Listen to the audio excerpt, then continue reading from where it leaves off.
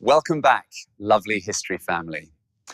Tonight's story is one of my favourites. London, 1863. The night Isolde Vane disappeared, the Thames was black and still, and the only sound on the embankment was the wind moving through the gas lamps. There was also the distant toll of a church bell counting out an hour, but nobody was awake to hear. They found her shawl at dawn, pale grey cashmere, folded almost neatly over the stone railing. Almost. One tasselled edge trailed down into the river grit, an imperfection she would never have tolerated in life. Beside it, a letter, sealed, addressed to no one, the handwriting unmistakably hers. By noon, the news had reached every drawing room in Mayfair, not like wildfire, but like a heavy, expensive velvet curtain dropping over a stage, sudden and silencing. By evening, the Duke of Ashmore had been informed. By the following morning, the whole of London society had composed its expression into something appropriately sorrowful and was already, quietly, beginning to talk about the funeral arrangements. No one questioned it. Why would they? She had been so pale lately, so withdrawn, so clearly diminished by the loss of her children, by the long, unhappy months in that enormous house. The story told itself, and it told it neatly, and the people who heard it nodded and said what a tragedy, and moved on to the next piece of news. What no one knew, what no one in that city had any reason to suspect, was that Isolde Vane was not dead. She was alive and warm, and sitting in a cabin on a ship bound for the Italian coast, with her 2 children asleep in the berth beside her, and a man she loved reading by lamplight in the chair across the room. She had planned every detail herself, down to the fold of the shawl. This story is inspired by real events, the kind that Victorian England produced in abundance and preferred not to discuss. The kind that make you understand, quite quickly, that the most dangerous thing a woman in this era could possess was not beauty or wealth or even love. It was intelligence, applied quietly, over a long period of time, to a problem that the law had decided she was not permitted to solve. Welcome to Lovely History. Subscribe if you haven't already, and stay with me. This one is worth it. Isolde Vane had been the Duchess of Ashmore for 9 years before she stopped pretending it was a life. She had come to the marriage at 21, the youngest daughter of a respectable Wiltshire family with a good name and a modest fortune, enough to make her attractive to the Ashmore title, not enough to give her any real leverage in the negotiation that her father had called a courtship, and that she had understood, even at the time, to be something considerably more transactional. Charles Vane, Duke of Ashmore, was 43, twice widowed, possessed of a London townhouse, a Derbyshire estate, a parliamentary seat, and an absolute conviction that the world existed primarily for his convenience. He had wanted a young wife of a good family who would be decorative at his table, silent in his affairs, and productive in the matter of heirs. He had, in short, purchased what he considered a high pedigree arrangement and expected it to function with the quiet efficiency of a well-managed household. But Isolde read. She had opinions about things she had read. She managed the household accounts with a precision that occasionally revealed discrepancies she was not supposed to notice, sums that did not reconcile, tenancy records that did not match the steward's reports, small systematic irregularities that a less attentive woman would have missed entirely, and that Isolde, once she had found them, could not quite bring herself to unfind. She said so, once, carefully. Charles had looked at her with the expression of a man who has discovered that a piece of furniture has developed inconvenient opinions about the arrangement of the room. He did not address the discrepancies. He did not need to. The marriage had settled, over 9 years, into a cold and functional distance. Charles pursued his political ambitions with the focused selfishness of a man who has never been seriously inconvenienced. Isolde raised Clara and William, managed Ashmore Hall, wrote letters to her sisters in Wiltshire that said considerably less than they might have, and found her satisfactions where she could, in the children, in her books, in the long walks she took each morning through the Derbyshire grounds. House woke, and required her to be useful. She was not unhappy in the way of dramatic novels. She was unhappy in the quieter, more durable way of a person who has understood their situation completely and can see no exit from it. Victorian law had seen to that. And then, in the February of 1862, she became very ill. It began as a cough, the kind that settled into the chest and refused to leave. that woke her in the small hours and left her sitting upright in the dark, exhausted and frightened in ways she did not tell anyone. Charles, informed, arranged for a specialist to be brought from London. Less about her welfare, she understood, and more about the inconvenience of her dying before she had become unnecessary. The specialist who arrived at Ashmore Hall on a grey February morning was not what she had expected. He was younger than she had imagined, perhaps 30, with the quiet attentiveness of someone who actually intended to use the information he gathered. His name was Dr. Edmund Crane. He had trained in Edinburgh, practiced in London, and came recommended as someone of particular skill with diseases of the lung. He examined her carefully and thoroughly, and without the faint condescension she had encountered in every other physician she had dealt with. He spoke to her directly, asked questions, and listened to the answers, and at the end of the examination sat back and told her, with a plainness she found almost shocking, exactly what he believed was wrong and what he proposed to do about it. She looked at him across the room and felt, for reasons she did not immediately examine, that she had just met the first honest person she had encountered in 9 years. She was right. That was the problem. She recovered slowly, over the course of 6 weeks, and Edmund Crane came to Ashmore Hall every third day to monitor her progress. Charles had returned to London by the end of February. The house settled into its winter quiet around her recovery. The children brought to her room each afternoon, the days measured out in the small increments of a person learning, carefully and without rushing, how to breathe again. Something shifted in the texture of the appointments. It did not bloom like a hothouse flower, nothing so sudden or theatrical. It settled in the way old houses settle, slowly, structural shifts finding their true foundation over time, not visible from the outside until they are irreversible. He asked about the books on her nightstand. She told him. He had opinions. They argued, pleasantly, about a natural history text she had been reading, and she realized somewhere in the middle of the argument that she was arguing back, fully, without apology, without the habitual self-correction she performed in every other conversation she had in this house. She was being seen.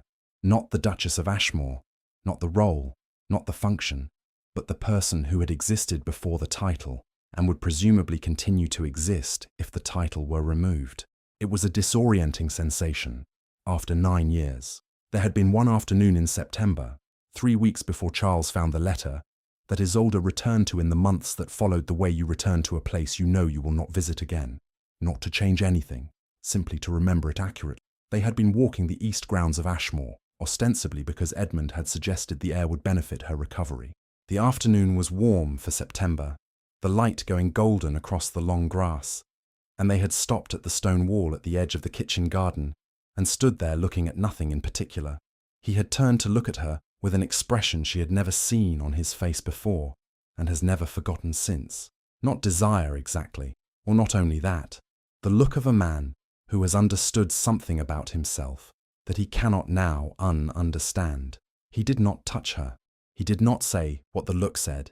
He simply stood there in the September light, and the moment stretched and held and eventually released them both without resolving into anything that could be named. She had gone back inside and sat at her desk and looked at her hands for a long time.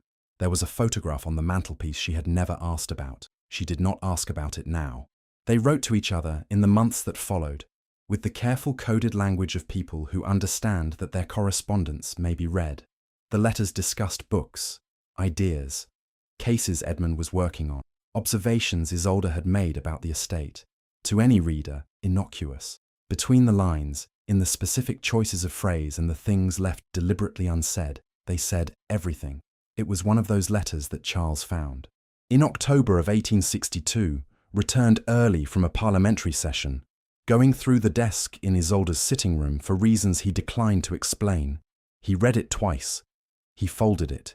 He put it in his pocket, and he went back to his study and sat there for a very long time, thinking not about Isolde, not about what she felt or what she needed, but about what this meant for him, his reputation, his parliamentary career, the carefully constructed image of Charles Vane, Duke of Ashmore, that he had been building for 30 years. He was not a man who acted from emotion.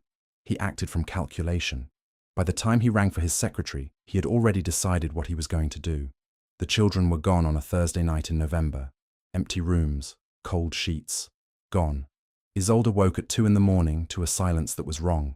The specific, absolute silence of rooms that should not have been silent. She was at Clara's door before she had fully woken. Empty. William's room. Empty. The nurse's room. Empty. The woman's trunk gone. The bed made with the deliberate neatness of a departure planned in advance. She went downstairs and found her husband. Charles was in the study. He had not gone to bed at all. He was seated at his desk with a glass of brandy, and the expression of a man who has executed a difficult task and is allowing himself a moment of private satisfaction. He told her without preamble that the children had been taken to a school in Scotland, he did not specify where, and that they would remain there until he was satisfied that she had understood her situation. He told her that if she caused any difficulty, if she attempted to contact Edmund Crane, if she behaved at any social occasion with anything less than the warmth expected of the Duchess of Ashmore, he would have her committed to Bethlem Hospital under the Lunacy Acts. She would be declared unfit. The children would be raised believing their mother had lost her mind and abandoned them. Charles presented this as a reasonable arrangement. It was not reasonable. It was the legal equivalent of locking a door and keeping the key. He said all of this in the same tone he used to discuss estate business. Here, the narrator must pause, because what Charles threatened was not empty. In Victorian England, the legal tools he described existed and had been used.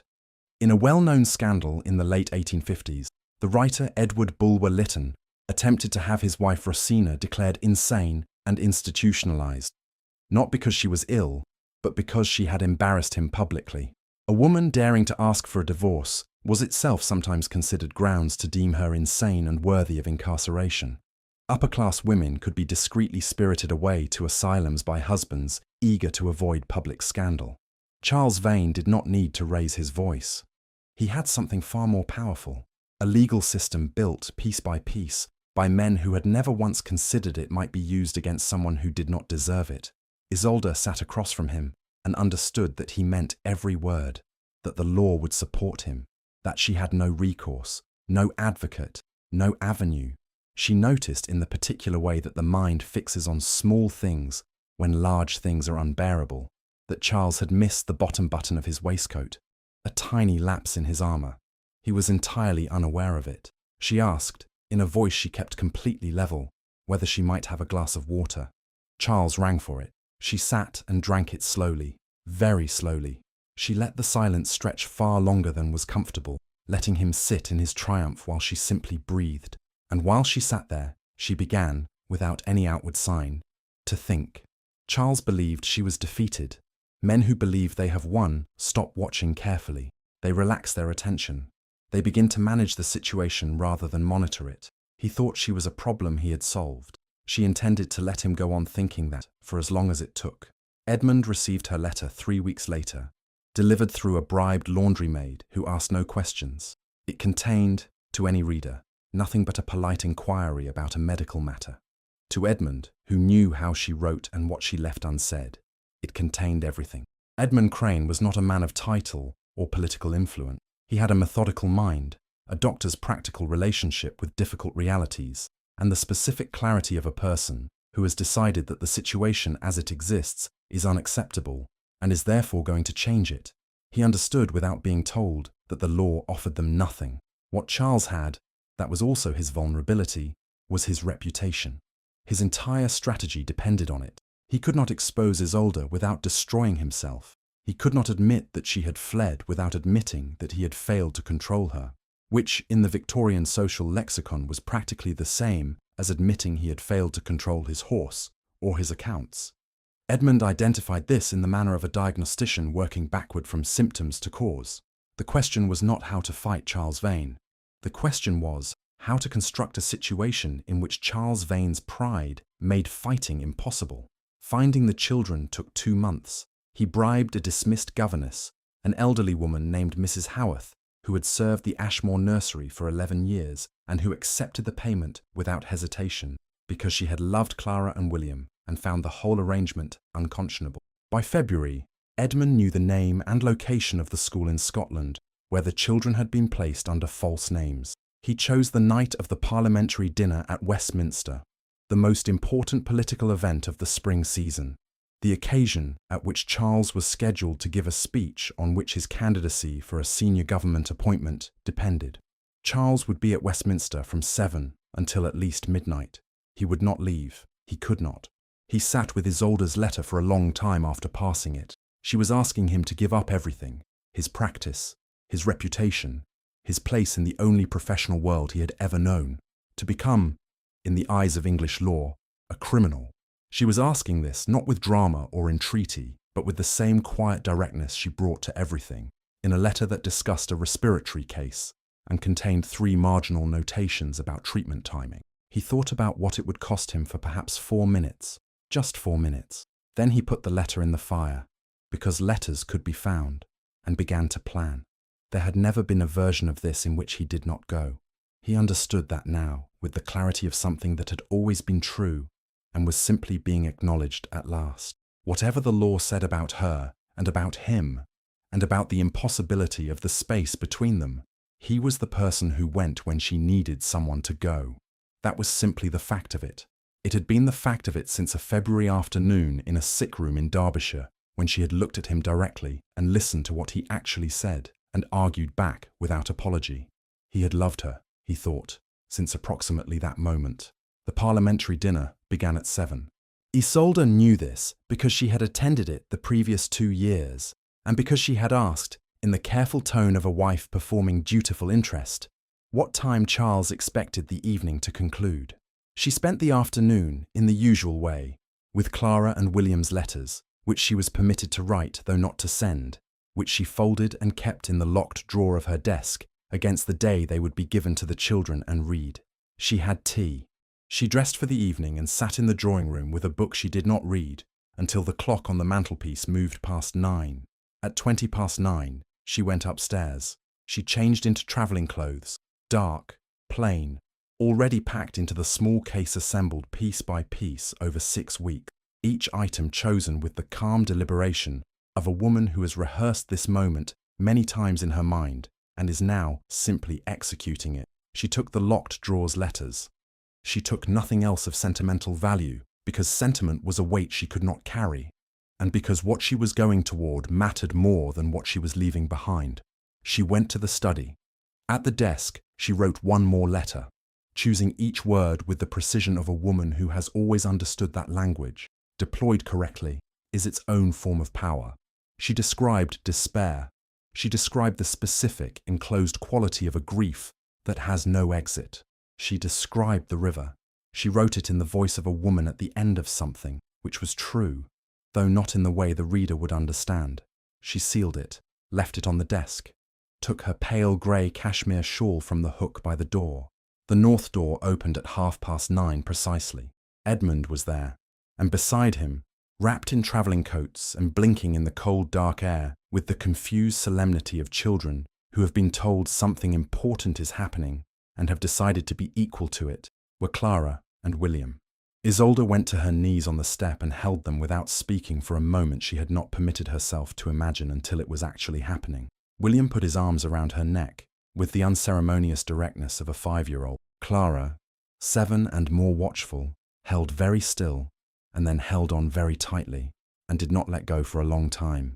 Edmund stood above them in the dark and looked at the street and said nothing. There would be time, later, for everything that needed to be said between them. They went to the river first, the 4 of them in a hired cab. At a point on the embankment that Isolde had chosen months ago for its darkness and its distance from the nearest gas lamp, she got out alone. She folded the shawl with the deliberate, careful hands of a woman arranging something for the last time. She placed it over the railing, almost neatly. One tasselled edge she left trailing, just slightly, into the grip below. An imperfection, something that would read, to whoever found it, as the detail a desperate woman would not have thought to correct. She placed the letter beside the shawl, weighted with a stone she had brought for the purpose. She stood there for a moment. The Thames moved below her in the dark, indifferent and unhurried, the way rivers move when they are not paying particular attention to history. Then she got back into the cab. The ship left Tilbury at 4 in the morning on the tide. The children fell asleep almost immediately. Edmund knocked on the cabin door at 6 and brought coffee, and sat across from her at the small table by the porthole. the grey sea moving beyond the glass, the coast of England no longer visible in any direction. They sat in silence, not the silence of people with nothing to say, but the silence of people who have so much to say that they are taking their time, choosing where to begin. The coffee had been sitting there long enough to go cold. The ship rolled with the channel waves. Neither of them spoke, allowing the enormity of what they had just survived to fully occupy the cabin before they tried to name it. "I know what this costs," she said finally, setting down her cup. "You gave up more," he said, "for longer, before I gave up anything at all." She looked at him across the table, at the tiredness around his eyes and the steadiness underneath it. She reached across and put her hand over his. It was the first time she had touched him with intention. In 3 years of letters and coded sentences, and one afternoon in September beside a kitchen garden wall. "I chose this," she said, "not because there was no other option, because there was no other person." He turned his hand under hers. He looked at her with the expression she had first seen in September, and said nothing for a long moment, because some things do not need to be said to be absolutely, permanently true. "I know," he said finally. "I've known for some time." Outside, the sea was wide and grey, and entirely unconcerned with the laws of England, which was, Isolde realised with a sudden sharp clarity, the most beautiful thing about the ocean. It could not be legislated. Below them, Clara and William slept. Thank you for listening to Isolde's story. The laws that made her situation possible, the custody acts, the lunacy acts, the doctrine of coverture that made a wife legally invisible, were real. The women who suffered under them were real. Isolde is fiction, but she is fiction built on a foundation of documented, provable, recorded fact. If this story moved you, subscribe to Lovely History. New stories, always original, always yours. I'll see you in the next one.